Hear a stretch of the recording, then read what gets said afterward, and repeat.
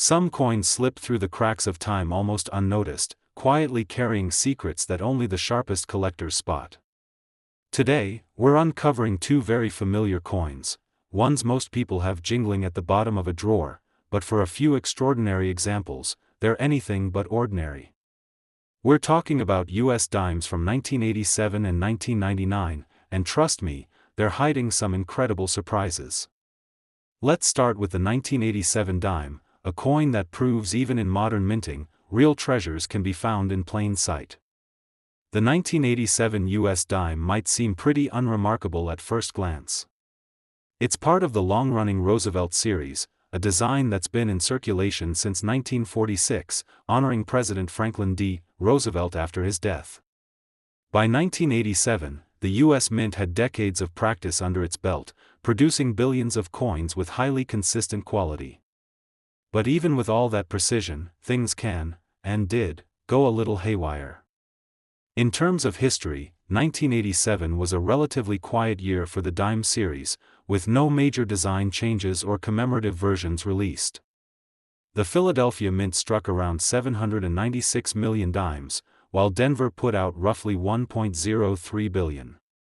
San Francisco, of course, contributed proof coins for collectors.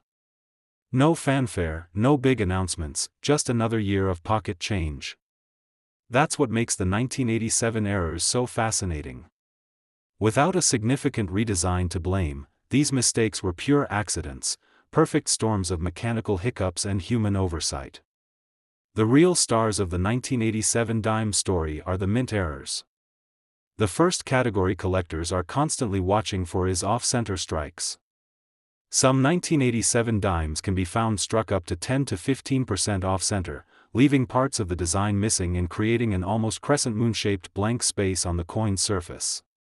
Depending on how dramatic the error is, and if the date is still visible, these can fetch anywhere from $50 to $250. But that's just the start.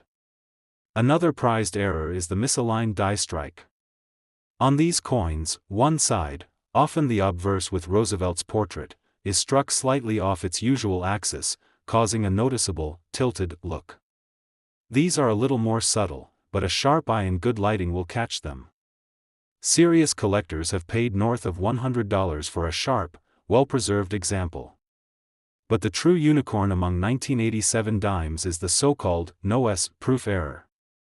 Now, this didn't happen in 1987, at least officially, but because the no-S phenomenon, where a San Francisco proof coin lacks its identifying S mint mark, was known in other years like 1975 and 1990, some collectors are convinced that unrecognized 1987 examples could exist, hiding in private collections. If a no-S 1987 proof dime were authenticated today, it could command an astronomical price. We're talking tens of thousands of dollars at auction, similar to its more famous no-S cousins. When we look at market value, it's clear that error coins from 1987 don't just offer novelty, they offer serious returns. Regular circulated 1987 dimes with small, common errors usually sell between $5 and $20, a nice bump over face value but not exactly life-changing. However, exceptional off-center strikes, strong misalignments, or dramatic clips where part of the coin is missing can easily run into the low hundreds, especially in mint state. An MS-65 or higher 1987 dime with a vivid error recently crossed the auction block for around $350, a fantastic result for a coin that started life worth just 10 cents. Condition makes a huge difference with these coins. A circulated error dime, even with a clear mistake, might draw modest offers. But a mint state coin, especially one graded and slabbed by a trusted service like PCGS or NGC, sees a serious premium. Collectors love clean fields, sharp details, and that unbroken luster that only comes from minimal handling. A proof 1987 dime, error or not, can jump even higher in price, given the low survival rate of pristine examples over decades. And it's not just major errors that get attention. Die cracks, small raised lines caused by fractures in the minting dies, can add minor premiums as well. Coins showing strong die cracks across Roosevelt's head or along the torch on the reverse side are highly collectible when well formed. It's these tiny flaws, invisible to most people, that transform an ordinary coin into something worth a second, and then a third, look. Here's an interesting bit you might not know. Some experts believe certain 1987 dimes struck at the Denver Mint show extremely subtle doubling on the word Liberty or Roosevelt's profile. This would classify them as double die varieties, although they're still under intense study to confirm their status. If officially recognized, these could become a hot new area of specialization, and early finders could see their examples skyrocket in value practically overnight. It wouldn't be the first time a previously ignored coin turned into a prized rarity once collectors started looking at it differently. Another little-known story involves the 1987 mint sets. These sets, sold directly to collectors, were supposed to offer the best quality coins from regular circulation strikes. However, a handful of sets included coins with weak strikes or minor planchet flaws, small imperfections in the blank metal discs before they were stamped. At the time, few people thought twice about it. Today, sharp-eyed collectors comb through these sets hoping to spot a valuable error hiding in plain sight. And then there's the human side of collecting, those moments when someone realizes they've been holding onto something special without knowing it. There's a documented case of a 1987 dime found in an old coin jar in rural Michigan, sporting a 20% off-center strike and strong luster. That dime, originally pulled from circulation and tossed aside, eventually sold for over $400 after being graded. It's stories like these that fuel the dream for collectors of all ages. Putting it all together, the 1987 dime isn't rare in sheer numbers. Billions exist. But among those billions, tiny quirks, missteps, and mechanical oddities have created a handful of valuable gems. Whether it's a dramatic off-center strike or a possible undiscovered no-S proof hiding in someone's safe deposit box, the 1987 dime proves that treasure doesn't have to be ancient, it just has to be rare in the right way. Collectors aged 40, 50, and beyond often have an edge here. Many of you grew up in an era when sorting pocket change was a daily habit. You know what a normal dime should look like, and that instinct, that baseline knowledge, is a huge advantage. Sometimes it's that simple second glance at a slightly odd Roosevelt portrait that leads to a five-figure discovery. Your experience and eye for detail are powerful tools in this hobby, especially as more people realize modern-era coins can be just as valuable as their 19th-century cousins. So while the 1987 dime might not get the headlines that the 1916 D Mercury dime or the 1894 S Barber dime commands, it carves out a unique niche all its own. It rewards patience, sharp observation, and a willingness to dig a little deeper. For the collector who knows what to look for, the rewards are absolutely worth it. Now, if the 1987 dime taught us that mistakes can create marvels even in modern coins, the 1999 dime takes that lesson and cranks it up a notch. In fact, one error from 1999 is so rare and bizarre, it practically rewrote what collectors thought was possible. Let's turn the page and dive into a coin that's got even seasoned numismatists doing double takes. Now, while the 1977 Roosevelt dime offers a window into an era when minting technology was still working out its modern kinks, the 1995 Roosevelt dime tells a slightly different story. This coin belongs to a decade that many of us remember all too clearly, the mid-90s, a time of massive technological change, booming stock markets, and the beginning of the digital age. And yet, despite all the modern advancements, even the coins produced in 1995 weren't immune to the occasional mint error that could turn a 10-cent piece into a small fortune for the lucky few who recognized what they had. At first glance, the 1995 Roosevelt dime seems perfectly ordinary. It follows the same design we've seen since 1946, Roosevelt's left-facing profile on the obverse, and the torch, oak branch, and olive branch on the reverse. But hiding in the mintage numbers from that year are a few error varieties that elevate the 1995 dime from common currency to a true collector's prize. One of the most famous errors from 1995 is the double die obverse variety found on Lincoln cents. Naturally, collectors started checking other denominations from that year to see if dimes, quarters, or nickels showed similar doubling.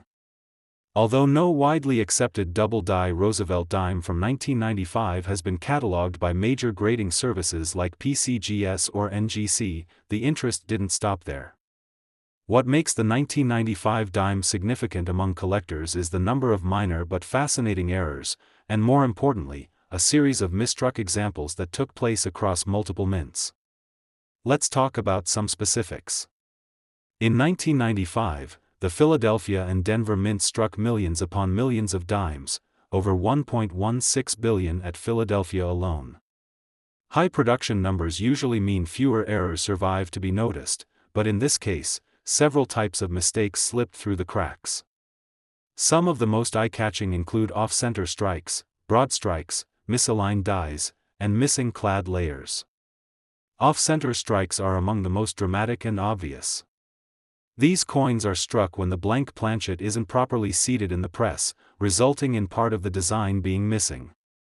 Depending on how far off-center the strike is, and how much of the design remains visible, these errors can fetch anywhere from $100 to several $100s, even in circulated condition.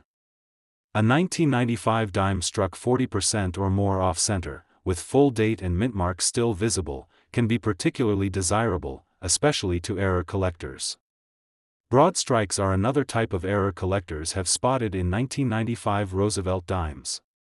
A broad strike happens when the coin is struck outside the retaining collar that normally shapes its edge. Without the collar, the coin spreads out slightly wider than usual and often looks oddly flattened. A 1995 dime broad strike with strong detail and minimal wear might sell for $50 to $150, depending on how dramatic the effect is.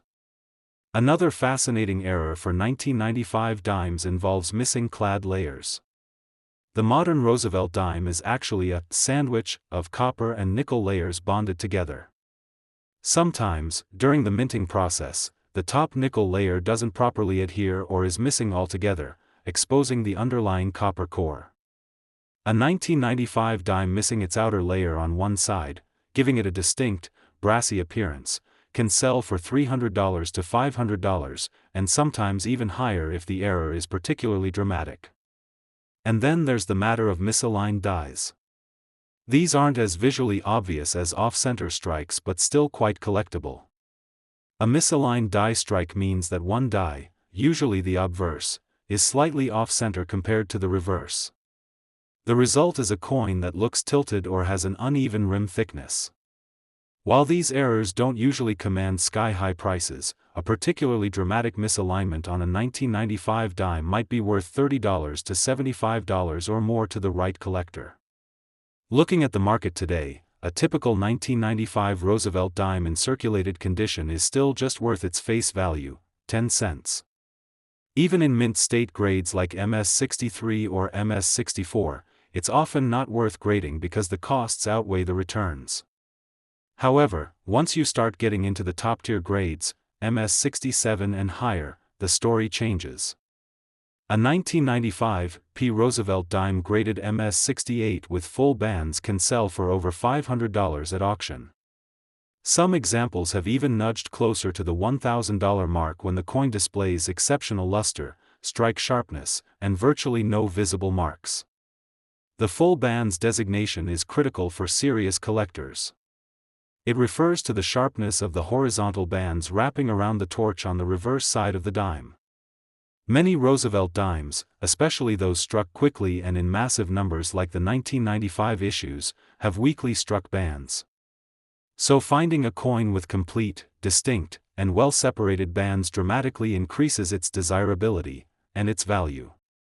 An interesting side story: during 1995, the U.S. Mint was transitioning in some areas to more advanced die-making technology that would become widespread by the late 90s and early 2000s. This shift caused a small but noticeable uptick in minor quality control issues. Tiny misalignments, weak strikes, and minor planchet flaws slipped through production lines more often than usual for a modern coin. Collectors sometimes refer to this late 20th century period as a quiet golden age for finding small but fascinating mint errors. And while the 1995 dimes never produced an error as famous as the 1969 double-die Lincoln cent or the 1970 small-date Lincoln, their sheer range of smaller, collectible errors has earned them a respected place among modern coin enthusiasts. Condition-based value variations also follow familiar patterns. An average 1995 dime plucked from pocket change today is worth about 10 cents unless it displays an unusual feature. A high-grade mint state example without full bands might bring $10 to $30 if graded MS66 or higher. But add a full bands designation at MS67 or MS68, and the value multiplies rapidly. Meanwhile, dramatic off-center strikes, broad strikes, or missing clad layer errors can soar into the hundreds of dollars, even if the coin shows minor handling wear. A final fascinating angle: because 1995 dimes were minted in such staggering quantities, it's incredibly easy to dismiss them as junk silver or low-interest coins. That means millions of Americans probably have them tucked away in coin jars, piggy banks, and old purses without realizing that a small error, a missing layer, a slight misalignment, could turn a humble coin into a significant find. It's a great reminder of why careful attention to even the most mundane-seeming pieces can pay off, sometimes literally. Unlike the 1977 Roosevelt dime, which carries a more dramatic but nearly mythical error story, the 1995 Roosevelt dime rewards patience and a keen eye for detail. It's about spotting the subtle differences, understanding minting quirks, and appreciating the little imperfections that transform a mass-produced object into something uniquely valuable. Now that we've explored both the 1977 and 1995 dimes, you'll see how coins that seem so ordinary on the surface can hold incredible stories, and sometimes incredible value, beneath. It's not always about finding a headline-grabbing rarity. Often, it's about recognizing the beauty and mystery hiding right in front of us, in coins we might already own.